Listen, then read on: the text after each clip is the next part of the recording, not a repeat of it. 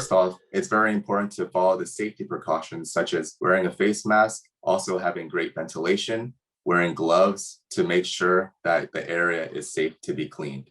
You want to also have a bucket and brush handy, and you want to make a mixture of 1 parts bleach and 3 parts water.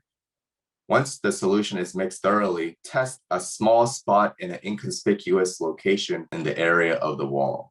Allow a few hours for the solution to dry on the wall as you gently scrub in circular motions in that area.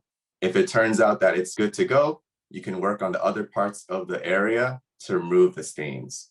The best course of action with mold is prevention, to make sure that the home is always properly ventilated and also to remove any kind of damp items or materials that may cause the mold to form in the future.